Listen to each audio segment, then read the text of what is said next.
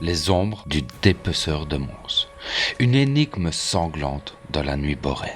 Bienvenue dans les ténèbres de Mons, la cité gothique du Hainaut, où les tours de la collégiale veillent sur des secrets plus noirs que la suie des anciennes mines.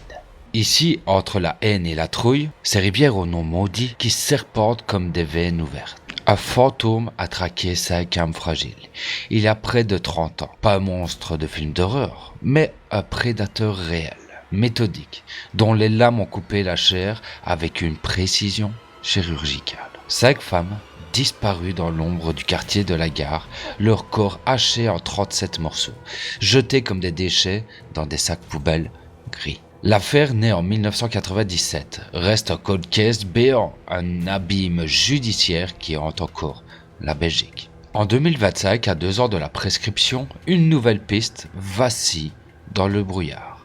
Mais qui est-il? Un boucher local, un médecin fou ou un spectre qui a su effacer ses traces? Installez-vous, éteignez vos lumières. Cette nuit, nous plongerons dans l'enfer de Mons. Et rappelez-vous, dans les rues de cette ville, les murs ont des oreilles et les os ont des souvenirs.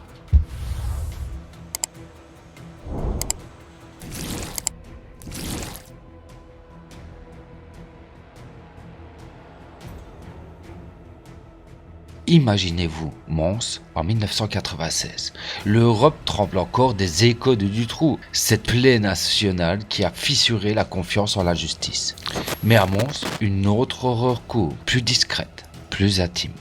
Le quartier de la gare, un labyrinthe de néons clignotants, de bars enfumés et d'hôtels miteux, semble être un refuge pour les âmes errantes. C'est là que vivaient ou survivaient 5 femmes, fragiles, marginalisées, souvent qualifiées à tort de prostituées paumées par une presse devenue insensible. Elles n'étaient pas des ombres anonymes, mais des vies brisées. Mères célibataires, immigrées en quête de demain meilleur, femmes battues par la vie plus que par des hommes. Elles se croisaient aux métropoles, partageaient des cigarettes et des confidences sous le plafond. Et c'est là que le dépeceur les a repérées, pas par hasard.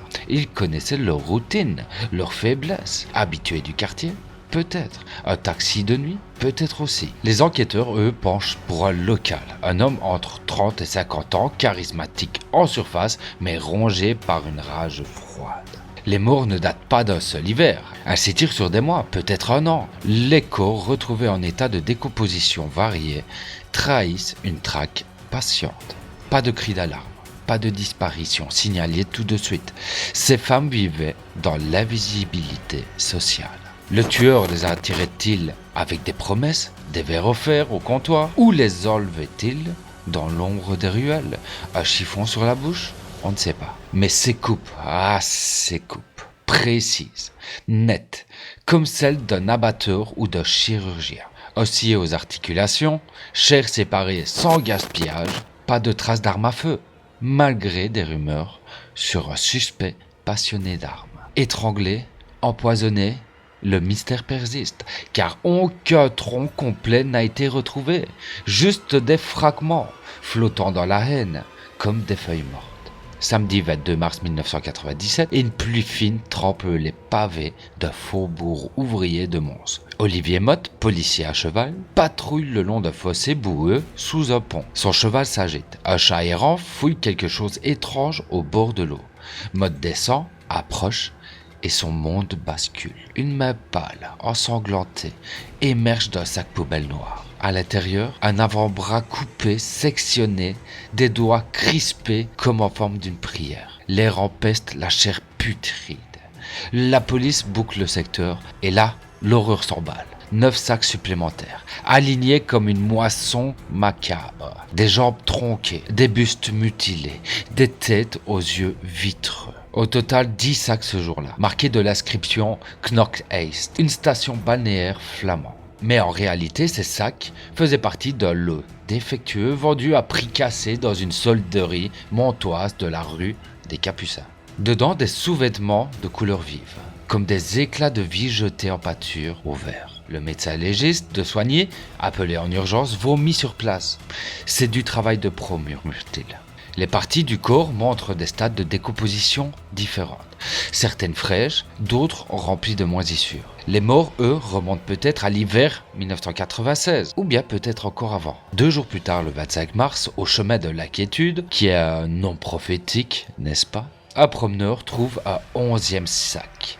Un buste de femme, la peau blême sous la boue. Puis, les découvertes s'enchaînent, comme une litanie funèbre. Tout ça le long de la Trouille, ou encore près du bois du Casier. Ce site maudit des martyrs de la mine, dans la haine à Jemap, où l'eau charrie encore l'odeur du charbon. 37 morceaux au total dispersés sur 20 km. Des dents éparpillées, identifiées au forceps par des archéologues et la protection civile. Mons tremble, la presse titube, le boucher de la Boraine. Les habitants ferment leurs volets, plutôt scrutent les ombres. Et aux métropoles, la patronne Monique Ganche jure ses grandeurs. Elle venait boire un verre, pas plus. Derrière les sacs, des visages. 5 femmes, oubliées trop vite par la société, mais gravées dans la mémoire des leurs. La première, Carmelina Russo, 38 ans, italienne immigrée, mère de famille au rire franc malgré les dettes, disparue en décembre 1996 après une soirée au quartier. Sa fille, aujourd'hui adulte, porte encore les cicatrices. On m'insulte à l'école, tu finiras comme ta mère, en morceaux. On sait tous à quel point les enfants peuvent être cruels. La deuxième, Marine Bonne, 42 ans, aide-soignante, usée par les nuits solitaires, vue pour la dernière fois en février 1997 près du Métropole. La troisième, Jacqueline Leclerc, 45 ans, mère divorcée, alcoolique en rémission, qui rêvait d'un retour à la normale. Sa sœur Georgette mènera une croisade vaine, hantée. Comment faire son deuil quand on enterre des fragments? La quatrième, Nathalie Godard, 29 ans, jeune femme fragile, en errance après une rupture, volatilisée en janvier 1997. La cinquième, Begonia Valencia, 51 ans, espagnole discrète, employée de ménage aux métropoles même, enlevée en mars de cette année-là. Elles sont toutes liées par le fil rouge du quartier. Un café partagé, un regard complice. Le dépeceur les choisissait-il par leur vulnérabilité? Elles n'étaient pas des proies faciles, mais des survivantes que la vie avait déjà tailladées. L'enquête s'emballe sous la houlette du juge Pierre Pilette.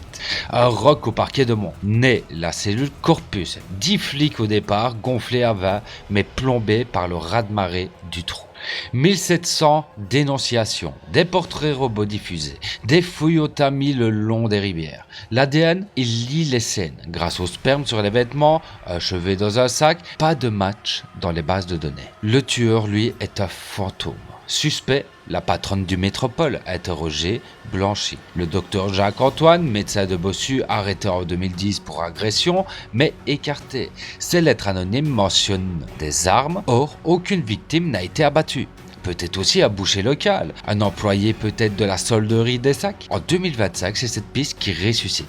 Un père et son fils vendeurs de sacs de Knock, tous deux décédés. Leur boutique en faillite depuis 28 ans est fouillée à nouveau sous la demande de l'avocat Franck Dicepoli pour la famille Rousseau, par respect pour les disparus. Même le FBI est appelé. Consulté, il dresse un profil. Homme cultivé, connaissance anatomique, narcissique. Théorie, un complice, un copycat du dépeceur de Perpignan ou un tueur unique arrêté pour d'autres crimes. L'affaire expire en 2027, sauf si la loi sur l'imprescriptibilité passe. 30 ans plus tard, en 2025, Mons a changé. Loft branché sur les anciens sites miniers, festival joyeux sous la collégiale, mais la haine coule toujours, charriant des murmures. Les familles comme celle de Carmelina se battent pour un nom, une justice. Le dépeceur est-il mort? En prison peut-être pour un autre forfait? Ou boit-il encore des cafés aux métropoles, un sourire aux lèvres? Cette affaire nous rappelle que le mal n'est pas dans les monstres, mais dans le silence des voisins. Si vous avez vu quelque chose, entendu quelque chose, parlez, dénoncez. Pour ces 5 femmes, jetées en pâture, mais pas oubliées. Abonnez-vous pour plus d'énigmes sombres, likez si l'ombre vous glace et éteignez la lumière. On ne sait jamais qui regarde. Fin d'histoire.